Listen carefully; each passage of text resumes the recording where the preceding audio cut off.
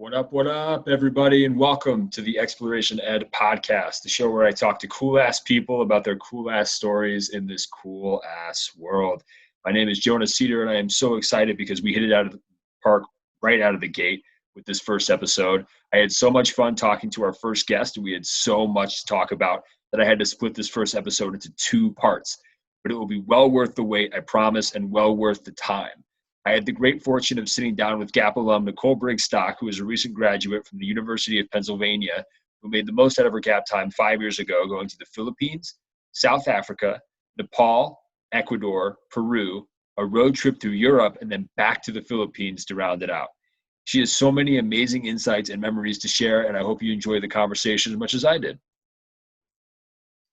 Hey, Nicole. Hey Jonah, how's it going? Really, really good. How are you? I'm pretty good, can't complain. Yeah? Can you hear me okay? Yeah, I can. Can you hear me? I can. Yeah, I can hear you okay. So where are you right now? I'm currently in my parents' house in Columbus, Ohio, and this is my brother's room. My room is a lot more like little girlish since I grew up in this house, but his is like more acceptable for a Zoom call. Is you wanted to show us the hockey sticks? Yeah, I Is wanted the to hockey look stick behind cool and you? sporty. Is he a big? Is he play hockey or is he just a fan? He used to play hockey. He's more into like snowboarding and weightlifting and running. Really, in Ohio, he's into snowboarding. That surprises me. It doesn't He seem like was, it. yeah. He lives in New York now, but there's like some man-made mountains, hills in Ohio that we would go to growing up. Of course, yeah, of course. Now, how far is Columbus from Cedar Point?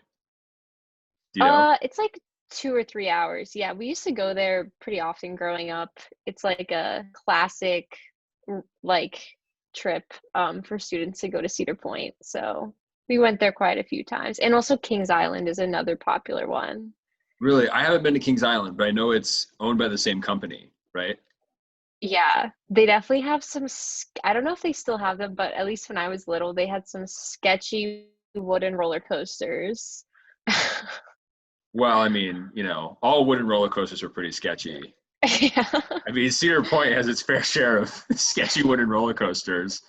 Um, Yeah. Although that new one, have you ridden that new one that I came haven't out? been to Cedar Point in so long, no. Oh, you got to go back. It's tragic. You have to go back. They came up with this one. I don't remember the name, but it's like part wooden, part steel, and it's really I think it's a contender to like the Millennium Force. Even it's really I'll really have to good. look at some YouTube videos. It's really, really good. But I had to ask because Cedar Point is definitely like one of my favorite places in the world. It Oh, that's so funny. it's how I gauge where things are in Ohio. I need to know where they are in relation to Cedar Point. That makes sense. It's a good gauge for me. Yeah, it makes. I'm glad to hear that you went there a lot growing up because I was going to be very sad if you didn't. You're like, Oh yeah, I think like every kid from Ohio has probably been there. I again, I would hope so. If not, they're not living their life correctly at all. You're going to be so Yeah. close to something like that. What's your favorite ride? You have one? Oh my gosh. I honestly don't even remember the names of any of the roller coasters at Cedar Point. Do you? Do you know them? Yeah. Yeah, I do. Like I haven't been on the dragster. You have not been I on never, it? no, I was always too scared because so many people get stuck at the top and then they have to like climb up and push them back down. It's the worst feeling in the world when you're already strapped into it and you're waiting to go and you watch the people in front of you go and you see them go up, get stuck at the top, and then come back down. And then you have to keep watching them try to go back up and fall back down. And then it's your turn to go next. And I you can't get know. out. There's no getting out. Yeah, I Um, never wanted to take that risk. Well, you should though. I don't think it happens very often, like as much as you would think, at least Yeah, anymore. But that's I've good. only ridden it a couple times, but it's definitely worth it. I had like my whole actually. Hold on a second. Let's see if you can see this. Hold on.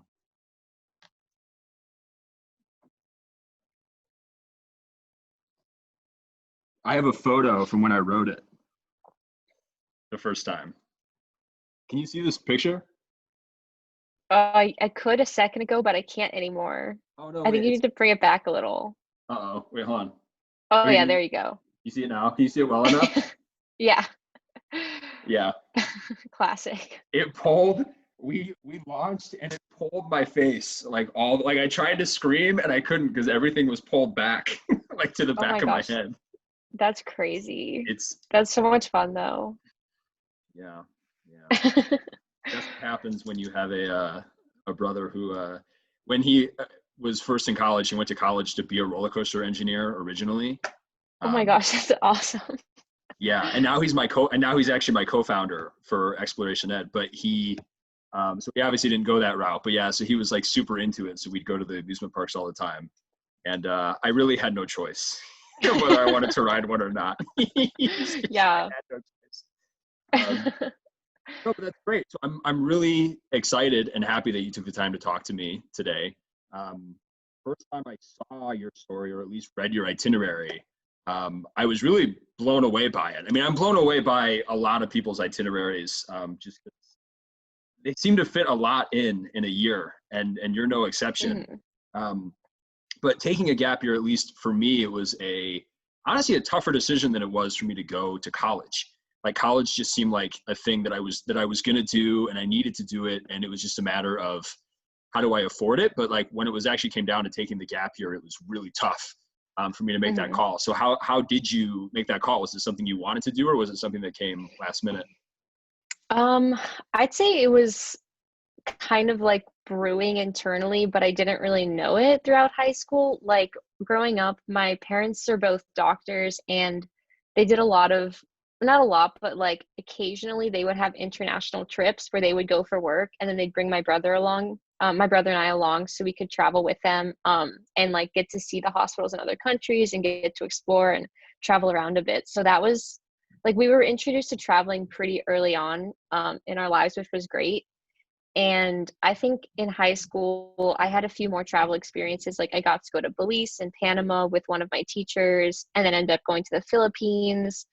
And I just like really fell in love with traveling. When I was a teenager at that point, and I definitely had like a tough time in high school. There were just a lot of like more serious issues going on in my high school.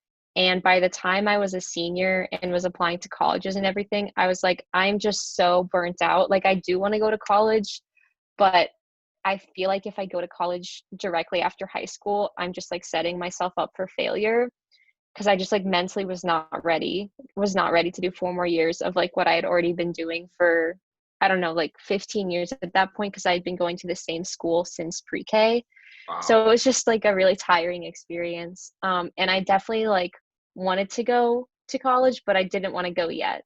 So yeah, I made the decision to apply to a bunch of colleges like in the regular process my senior year of high school. And then I got into Penn and was super lucky and very fortunate for that. And I was able to just like accept my spot and then defer for a year. That's very cool. Yeah, I mean, it seems like too. There's like a lot of people at Penn who've taken gap years, Yeah, there's along more with you too. than I was expecting. I mean, I also I think there might have been like a Penn Gap Year Facebook group, or maybe I just saw a post on like a Penn 2020 Facebook page. Or actually, it was 2019, and another girl named Noah posted that she was taking a gap year, but was like looking for friends or potential roommates. And so Noah and I like talked on and off over our gap years because I think she was the only other student I knew who was like my year at Penn and who was taking a gap year. And then like we kind of just hit it off and became friends. And then we ended up rooming together our freshman year. And it was really cool having a roommate, like someone who I was spending all my time with who like understood that experience and wasn't just going straight from high school because as you know, like your gap year really does become a big part of who you are. And you'll always want to have someone to like talk to and like reminisce with. So it was really lovely having my roommate be one of those people I could do that with. That's really cool. Yeah, I mean, because no offense to nobody who doesn't do it, but for people who don't do it, and then you go to college after doing that, it's really hard to connect with people who haven't had those sorts of experiences because they just, they haven't been out there. They just don't know what's out there, and you're changed by your time and the things that you've seen. But Yeah, that's definitely. incredible that you had a lot of experience then internationally traveling before your gap year. A few big trips. Like we went to China, I think twice. We went to Japan once. I went to India with my mom. So we definitely got to see a lot of countries that, I mean, most kids don't get those opportunities from such a young age. So my brother and I were like super lucky and very fortunate for that. How old were you? Do you remember when you went to your first? Oh my gosh, I might have some photos. We were like young. Like I don't even really remember our trip to Japan. I must have been like maybe 8 or 10. Wow. I mean, I think people do have memories from those ages, but I also just have a bad memory in general. So I'm not Yeah, sure, but we were pretty young. that's crazy though, because most kids have the experience where their parents take them to Disney World or something at 8, and they're like, "Yeah, I don't remember Disney," but you're like, "Yeah, I went to Japan. I just don't remember Yeah, it very well." I know. It sounds horrible. It really sounds horrible. Like, yeah, they took me to like Japan and China, but I don't really remember. Wow. And I've heard, maybe you might have been too young, but I know that I've heard a lot of travelers say when they go to India that that is the most shocking place that they've been to, like at culture shock wise in the world. Did you experience that at all? So my mom and I went to India when I was a senior in high school. So I was like 17 going on 18 at that point. And I think personally, I've never really experienced like culture shock as other people describe it. Hmm. It just like, I don't know. I feel like I just kind of naturally get used to my new environment pretty easily. And so like to me at this point, like I honestly think I could see pretty much like anything under the sun and I like wouldn't really be surprised. Um, but I would see, if you've like not really traveled a lot before and then you went to India, I could definitely see how that is a big change. I think maybe the place that I might have experienced culture shock was in Cape Town in South Africa, Okay. and it was more just a sense of like I had never lived in an area that was like notoriously so unsafe, or like you always had to really like be on your guard, and like everything around you is like behind gates and fences, and everyone's like, you can't be outside like past dark, like you're gonna get mugged. And there were definitely a few instances of others like getting mugged, but it was just a sense of like living in a place that felt unsafe in a way that I had never experienced before. But it wasn't like the culture itself of people. It was just yeah, I guess the different level of safety that I hadn't previously encountered. What makes that area so unsafe? Um, I think there's lots of compounding reasons why Cape Town's sort of like that. I guess living in the legacies of apartheid, there's lots of racial tensions, Sure. just like an incredible amount of poverty, and there's a significant crime issue, gangs and violence, like all of those things coming together. But that's also just one side of Cape Town. Like Sure. Cape Town is definitely like one of my favorite places I've ever visited. It was just kind of shocking to be like thrown into that environment when I was 18 and like didn't I wasn't expecting that. Yeah, sure. Because I know you mentioned about Cape Town, that you said you were able to have your first semester freshman year experience from halfway around the world. So there must have been some aspects of Cape Town that weren't super dangerous if you were able. It seems like you had a lot of nightlife when you were there. Oh yeah. Honestly, that is one of the things I meant when I said that. full full disclosure. It's okay. This is an Like honest place, safe I space. think I think one of the things like 18-year-olds are so excited about going to college for is like the social scene and the nightlife, and they can finally drink and all of those things. Hmm. And for me, like Cape Town was really my first new place I was going on my gap year. I had gone to the Philippines, but I had already been there before. And Cape Town was my first new destination. And the program I was doing had a bunch of volunteers. So there were probably like 50 or 60 of us total at any given time. And we all like did a bunch of socializing together, obviously, like after work.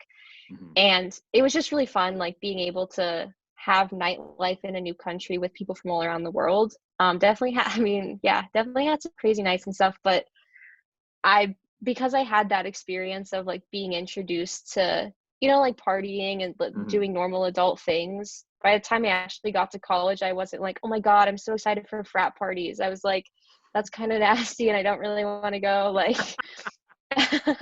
But yeah, but there were definitely other ways that, I mean, that a gap year feels like, it can feel like a first semester of college. I mean, I Yeah, learned about so many things that I never really got to learn in a formal education setting. And one thing I really liked, about the way I did my gap year was I tried to sort of like adjust what I was reading and listening to the place I was living. And that's one of the things that made my time in South Africa and Nepal actually really meaningful, is because I started reading Nelson Mandela's A Long Walk to Freedom, which is like to date still the longest book I've ever read. It was like 800 pages. And like learning about the history of South Africa and the struggle against apartheid, and visiting the prison cell that Nelson Mandela spent so many years in, and hearing it firsthand from him while living in that place was a very like meaningful educational experience that you really can't get in a classroom. absolutely. So yeah, in a lot of ways it was like, I did feel like I was learning in a very productive way. It was just different from the way that we were taught is, the correct way to learn. Right. Well, I mean, it's just too, because you talk about you could read that in school, but then to read it and then also be able to go to the prison where he was, like, it Yeah. gives you a completely different perspective on it. Because you could just read it in school at your house and then just kind of like put it back on the shelf and be like, oh, that's a story. I remember I had that experience the first time I went to Amsterdam. We went to the Anne Frank house, and I've Hmm. heard about that story as everyone does in school for years, and then you're actually in the house and you see it and you're walking through and you like almost feel all those stories as you're walking Hmm. through, and it's just a completely different level of understanding that you Yeah, gain. absolutely. Yeah. So I'm assuming then, since your parents were taking you and your brother on these trips growing up, that they were pretty supportive of your decision to take a gap year. Is that true, or did you have some struggles with your friends and family when you made that Um, decision? Honestly, I would say it was pretty much support from everyone who was important to me. Like, I came from a graduating class of like around 90 people, and surprisingly, there were two other people from my grade who were also taking gap years. They were doing loads of cool stuff on their gap years too, but it wasn't like completely unheard of. I was kind of surprised actually that there were even two other students who were taking them. And all of my friends were like totally cool with the idea. No one ever gave me a hard time. I think they just didn't necessarily feel like that was what they wanted to do. Like they were pretty excited to go straight to college. And then in terms of my family, I think the part that made it really easy for my parents to get on board was that they knew, like, I had already been accepted to the University of Pennsylvania and I had Mm, accepted it and I was definitely going to go there. It was just a matter of like, do I go in 2015 or 2016? sure. And I was like, I need to figure out how to kind of convince them that this is the best path for me. So I basically like spent quite a while making like a mock itinerary of what I could spend the gap year doing, and putting together a lot of reasons why this would be the best decision for me, but like a budget. I even cited some statistics that showed that gap year students on average do like perform better academically than non-gap year students. And all of those reasons compounded together to pretty much just convince them. I guess I gave a very convincing PowerPoint presentation and they were just like, okay, yeah, that sounds good to us. You definitely studied political science, huh? No, I'm really glad you brought that up. Because I actually had to do that too with my parents. I made like this big PowerPoint presentation, and uh, you cannot underestimate the power of a PowerPoint presentation. They tend to be Yeah, very, I very actually, effective. for sure, I actually used Prezi. Um, Hot take. Ooh. I don't know why. Prezi was a big thing when we were like still in high school, I think. And yeah, Actually, not so. a hot take. I love Prezi. I love it a lot more than PowerPoint. But I just only started using Prezi Oh, this last okay. year. I had no idea what it was back in high school. I only knew PowerPoint. But Yeah, I think Prezi's kind of more fun. There's more like movement and effects and stuff. oh yeah, and you can make it look. Yeah, Prezi's so cool. I made some really, really cool Prezis. Well, that's really cool. So you said you've been to the Philippines before then, but then you're going to Cape Town and then Nepal after that before your break. So how did you decide to do all of those different things? Okay, so definitely different reasons why I ended up going to each place. The Philippines was because, so I started my gap year in the Philippines because I had gone to the Philippines 1 year before. So that was going into my senior year of high school. I had gone on like a few-week long volunteer trip to the island called Bogo. I'm sorry, Cebu. The city that we were living in was called Bogo City. Mhm. And I just really, really fell in love with the Philippines the first time I went there. So then when I got down sitting like, oh, where am I gonna go on my gap year? I kind of just felt like I really want to go back to the Philippines and like revisit the family that I stayed with and all of the friends and the people that I met there because I loved it so much the first time and I felt really comfortable. I don't know, once you travel somewhere, it's like a lot easier to go back there and to like feel Mhm. like you know what you're doing. Mhm. And I just like I need to start my gap year there. And then I kind of felt that way at the end of my gap year. I was like, I started my gap year here. I want to end my gap year here just because it felt like I was coming full circle. Yeah. So that's What why was I so went to the special about it Philippines. for you? Because I know you went there obviously before, and then you went there again, and then you went there again at the end. So I I know. clearly it was a very special place. I mean, I actually have family who are from the Philippines, but I've never been there myself. What was so special about it for you? Oh yeah, well, I would definitely recommend going. It seems like a place you would love. I would love to There's go. just so many reasons why the Philippines is great. Like when you get to the airport and you see the signs, you can kind of get a sense of like what the vibe is of the country. And one of the slogans they have up is just it's more fun in the Philippines. And it's honestly true. Like the Philippines is so much fun. Like I made friends just from walking down the street. There was this pier by the house that I was living in that I would go to after work every day to just like grab a beer and sit down and like look off into the water. Not that it was like the most beautiful water in the world, but it was just like really relaxing and people would always come up and be really friendly. Like the people are just so incredibly kind. And so I never like even though I was 18 or 19 and I was like coming from America and didn't really know anyone, like I never really felt alone because people just like really welcomed you there. Um yeah, I think that the biggest thing about the Philippines is just the people that make it so special. And it's also incredibly beautiful. Like people I think don't really know how beautiful the water is and you can just go island hopping. I think I've been to a total of like probably at least 10 different islands in the Philippines like non-intentionally. You can just go on a weekend trip. You'd like hop on a little boat and just like end up on another island Yeah, and there's because there's hundreds like there, correct? Aren't there hundreds there, or no? Is it too there's much? like thousands, Okay, thousands of islands in the Philippines. Like you could spend your never whole mind. life and not even go to all the islands there. Wow. Yeah.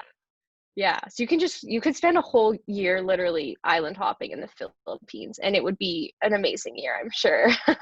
Oh, I'm sure. Yeah, it sounds like it.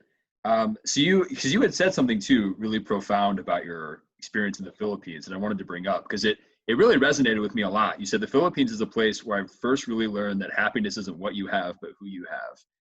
Is that something that someone there like taught you, or is that just something that you came up with on your own from your experience there, from interacting with the people and with how nice they were and that? Yeah, it was just a reflection of my interactions and my experience living in the Philippines. I think the first time I went to the Philippines, I was coming from like a really dark place, like what I was going through in high school at that point. I was like very emotionally drained and like super just like sad and depressed. And I was like feeling very lost in life Hmm. like literally like on the plane. I think I was like 16 or 17 years old. I like cried the whole way to the Philippines. I was like, I don't know what I'm doing. Like everything's horrible. But then when I got there, I was like, holy crap, like things are gonna be okay. These people are literally wonderful. And I just like felt so genuinely happy being around people who were so kind and loving. So I think it was a combination of the Philippines just being a really amazing place, but also the fact that I was coming from such a like a rough spot to begin with and feeling Yeah. very welcomed and loved and like it was just a great experience being there. So that's why the Philippines is like so special to me because it kind of like helped get me out of a dark place. I understand that. That's very cool. So you were there building, or maybe that wasn't your full purpose, but you had said that you were there building a playground in the Philippines? Okay, so the first time I went there when the very first trip that I was just talking about, it was Mhm. with an international organization, and they were helping to rebuild a classroom. Um, Mm. but I basically after that, I kind of was like, I already know the family that I'm staying with. I already know the teachers and the students at this school. Like I can just go back to the Philippines and I don't have to go through this organization. I can just like do it how I want to do it because I felt comfortable that way. So Mhm. the second time, when I went back at the beginning of my gap year, I went back with the roommate who I had stayed with the first time I was there. She's like a lovely Scottish woman named Linda, and she had been planning to come back to the Philippines for a lot longer. I think it was like 6 or 8 months that she was there. And she was like, Nicole, do you want to come with me? Like, I'm going to build a playground. So I honestly think that this trip, like the second time I went to the Philippines, was kind of like the peak of what volunteerism can look like on a gap year, because basically what she did is she raised a bunch of money. She did like different fundraising opportunities to raise money to build the playground. So there were a lot of like, it was a collective effort to afford it. And what we did is we hired a team of all local workers. So a lot of the people who we had met the first time building the playground, like they were the main people that we were paying to build, to build the classroom. Yeah, we hired them to then come back and build the playground. And I personally don't have any like construction skills or anything like that, but I was like, I can be kind of creative with the tools that we do have. Like if we have, we found like bamboo, and I was like, I can help make this into a playground, like a sandbox sort of thing. We found like random cement blocks. They were like cylindrical, and I was like, these are just going to waste. So we ended up like putting them, like digging holes and then putting them in the ground so the kids could like run from one to the other. So just like doing little things like that. And then I helped paint everything and get it ready for the kids to go on to. But I think that this idea in my head of like why this is such a good way to like do volunteer work is because you're really like listening to the needs of what the students and the teachers want at the school, like what they want in a playground, and then helping like support the local community and the local people who are actually really skilled at these jobs. You're like helping them, employing them, giving them money, and like learning from them and working with them. So I thought that that was a really great experience, and I'm super grateful for Linda that she put it all together and invited me along for the trip. Yeah, absolutely. Because I know that you, as I was reading, of course, we've talked about ethical volunteering, and I've been in situations in both of those respects. One where we're working with the local community and doing things their way and making sure that they get paid, and then in the other respect, it feels more like it's voluntourism, where we're really just going there, building a little bit, like a few hours a day, and then leaving and going to tour. Um, but I know that you said a lot of organizations in the different places you went on your gap year, like you say that you use them, but you didn't quite recommend them. So what were you Mhm. looking for in an organization for you to feel that it was acting responsibly? And what advice would you give to others who want to volunteer ethically, but are unsure of what it might look like? Yeah. So I think, like, honestly, when I was 18 and planning my gap year, I really didn't know a lot of the things that I know now about what good, like, volunteer work can look like and what the red flags are that you should try to avoid. So I was kind of just like walking into the abyss unknown. And so a Mm-hmm. lot of it, I've learned kind of like retrospectively, like after my gap year, from the experiences that I had in each place, I was kind of able to get a sense of how these organizations are really functioning, if they're transparent, if they're problematic, and all those things. And then definitely, I think going to Penn and taking like international human rights classes and international development classes really like helped me see what was more problematic and helped me like reflect on my role in that process.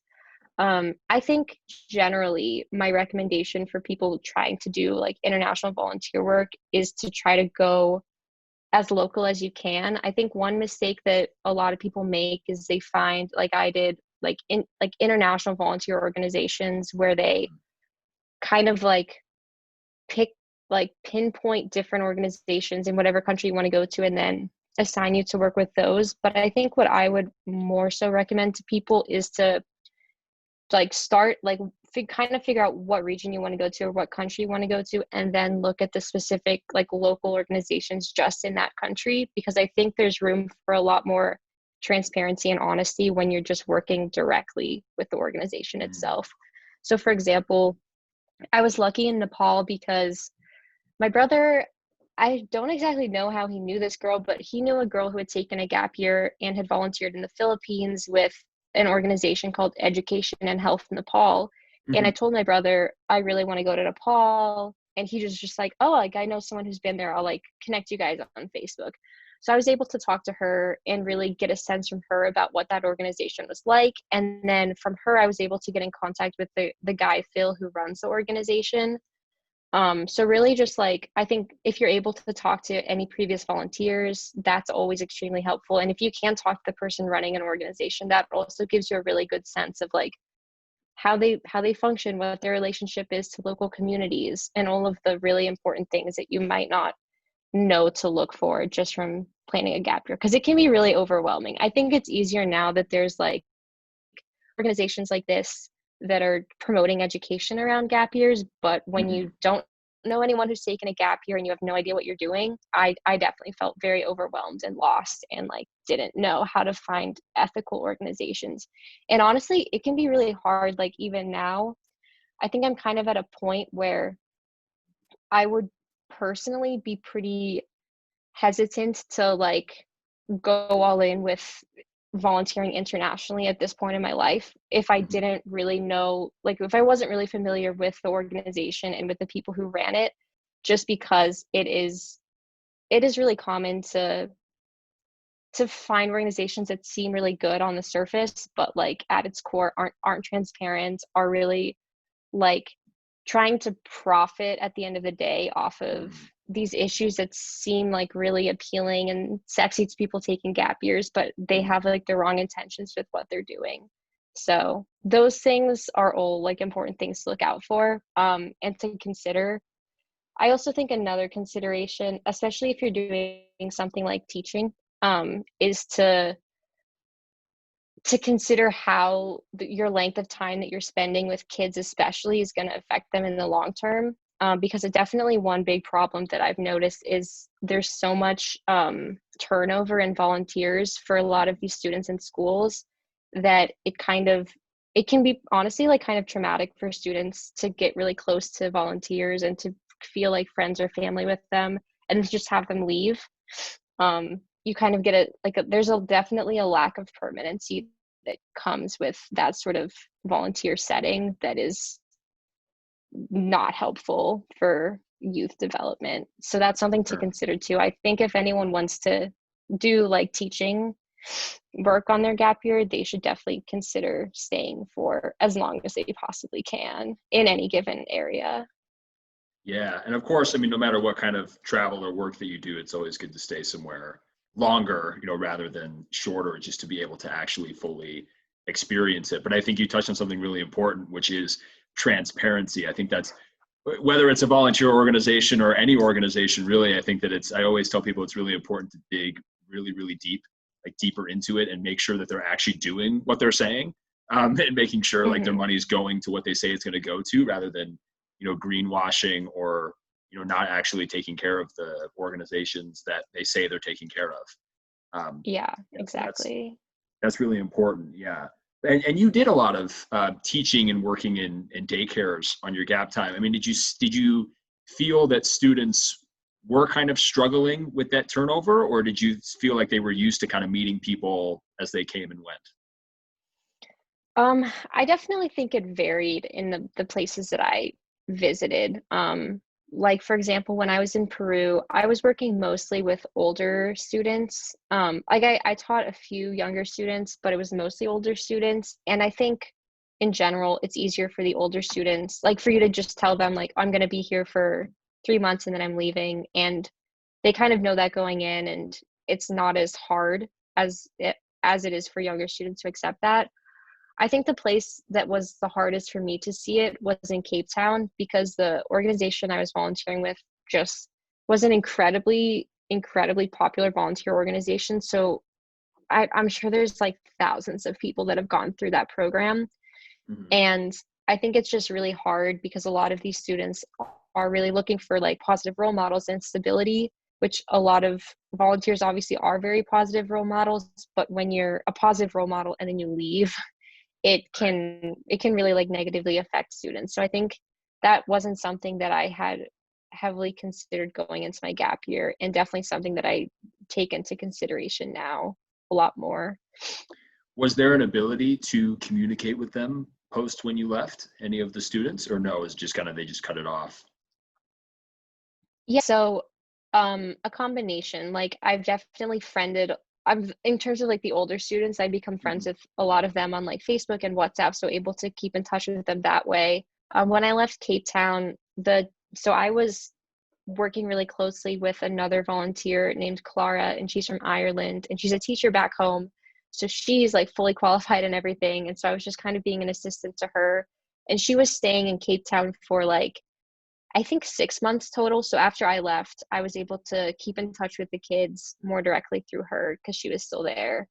Yeah, and then in the Philippines, those kids are also lovely. And whenever like Linda's gone back to the Philippines a few times, and she says that she kind of keeps me updated and keeps me in the loop.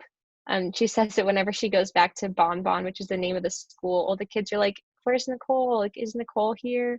Oh, Um, which is so cute and reminds me that I need to trip plan another trip to the Philippines. yes, absolutely. Yeah, that's heartbreaking. Yeah. And Bonbon, that's a No, cute so name. cute. But I'm That's I'm so still in cute. touch. Yeah, I'm still in touch with the teachers on Facebook, so I'm able to like talk to them and kind of communicate with the kids that way. So there's not like a complete lack of contact. Like they know that I still care about them and we're still in each other's lives. It's just really different, of course. Sure. So what about that organization you worked with in Cape Town? So you said you do not recommend it. I mean, what about it made you feel that way? Yeah, so I mean, I don't know how if you all are opposed to me like saying the names of organizations. Maybe not. Yeah. I like It's like I said, I think when you're working with like an international volunteer organization, at the end of the day, their bottom line is just like they want to profit off of it. And I think a lot of people who go into like NGO work or volunteer work, like starting an organization, I think a lot of them do genuinely have good intentions. But then when you become a part of like a money making enterprise that's getting you a lot of like it's getting you so much attention and you're doing better monetarily, but I think a lot of people lose sight of why they originally went into the work that they're doing. And I think that at yeah.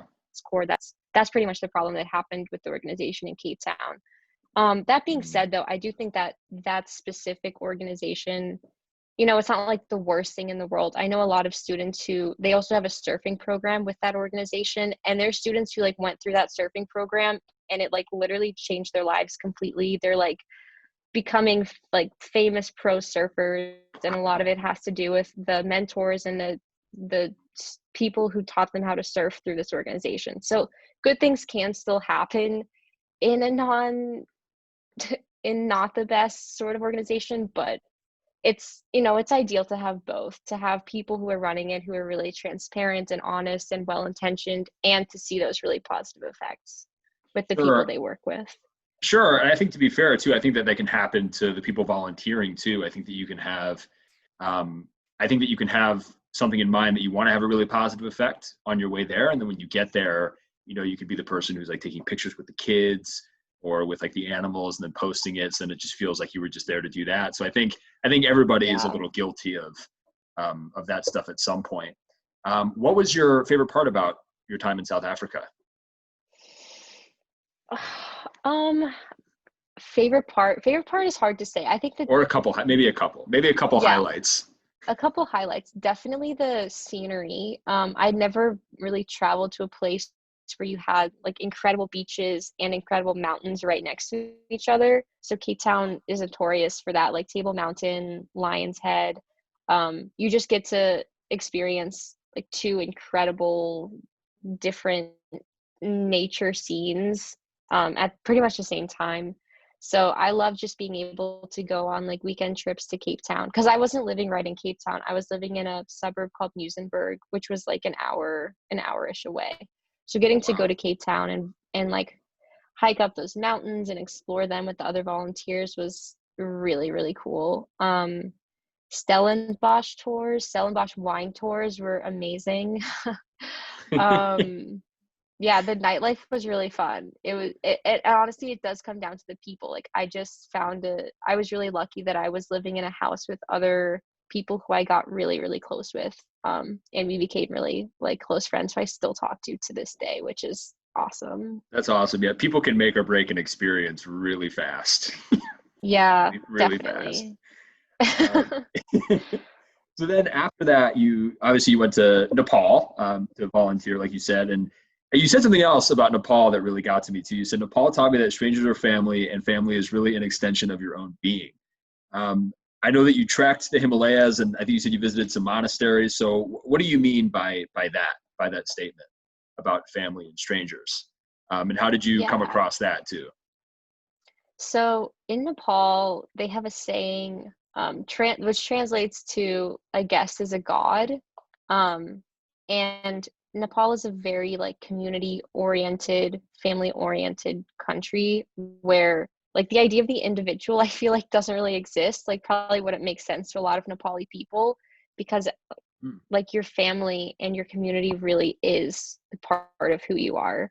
Um, like I mentioned Phil, who's the guy who runs the organization I volunteered with, Mhm. and you know he makes posts on Facebook because he's married to a Nepali woman, has a Nepali family, but he's from England, and he makes a lot of Facebook posts still, and he's like, especially in response to the coronavirus, he's like, in Nepal, like we feed each other. Like if you see someone is hungry, like they don't go hungry because their community is looking out for them. And that's definitely something that I felt when I was living in Nepal.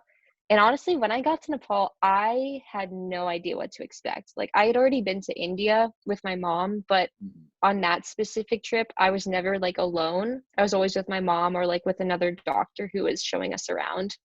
Um, so I never had to really like fend for myself or figure it out. But I was honestly so like scared and thrown for a loop when I got to Nepal that I stayed in the hotel room for like 3 days, just like binge watching The Walking Dead. Because I was like, I don't know if it's safe for me to go outside.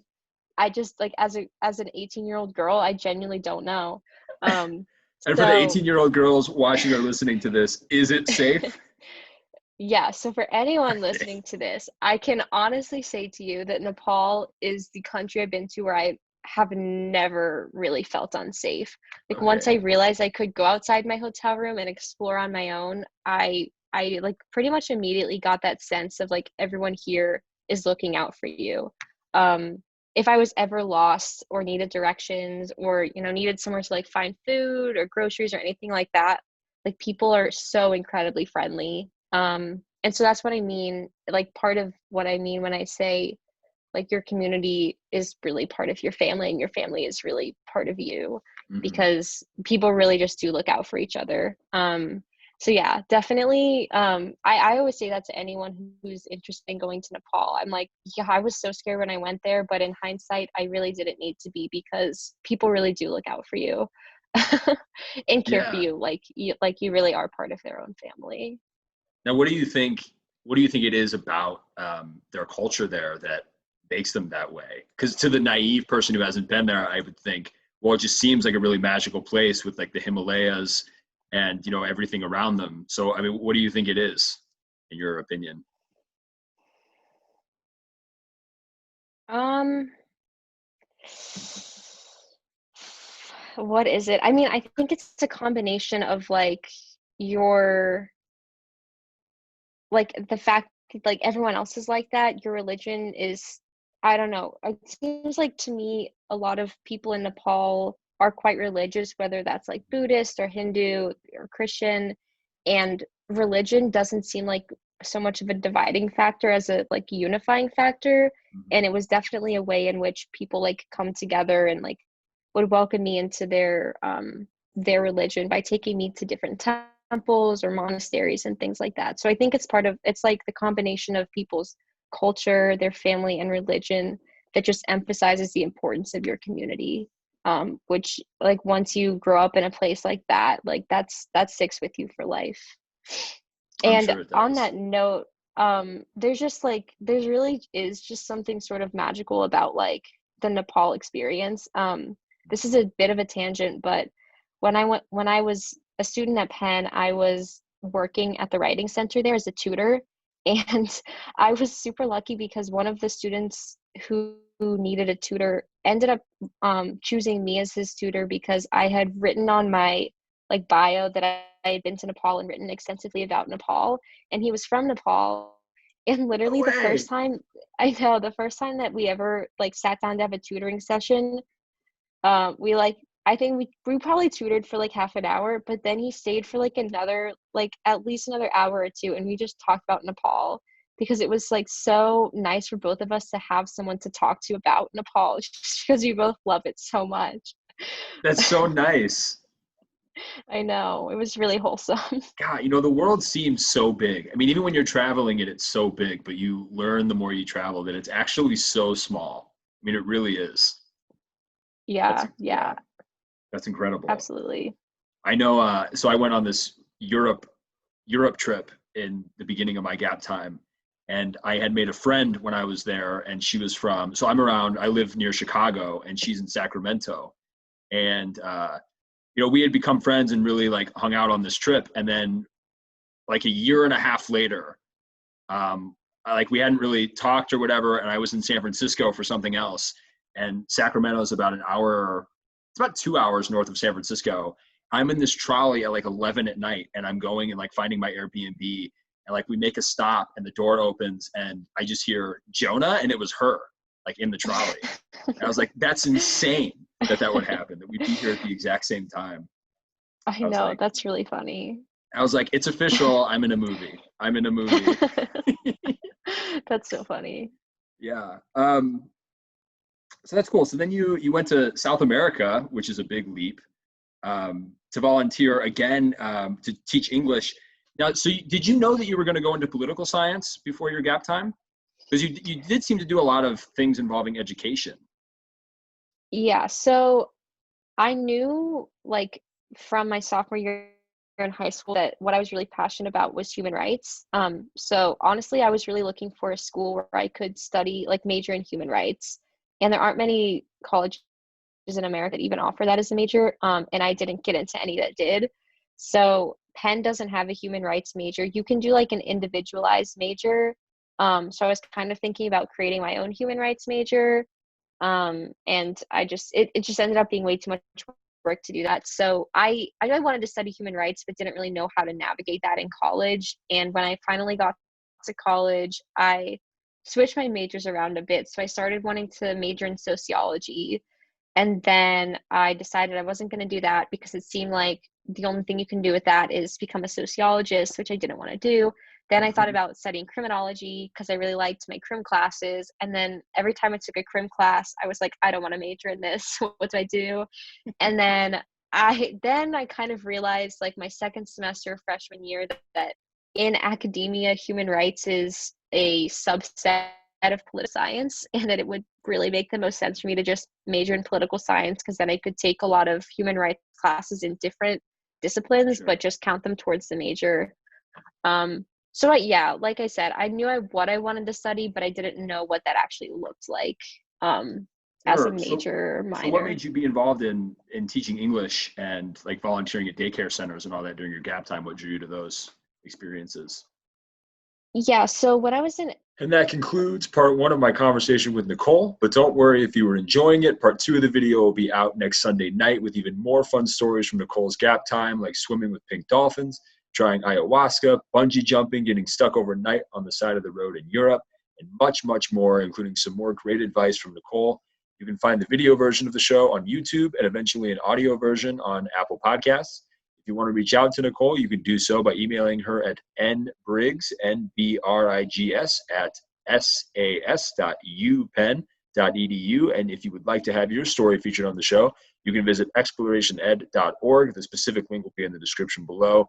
And if you enjoyed the show, please rate, review, and subscribe. It really helps when you do. And if you leave with one message, we hope it's this: share stories, but more importantly, listen to others. When we do, we make the world outside of where we live feel more like our responsibility and our home, which is how we change things for the better. I'll see you next time, y'all. Thanks for listening.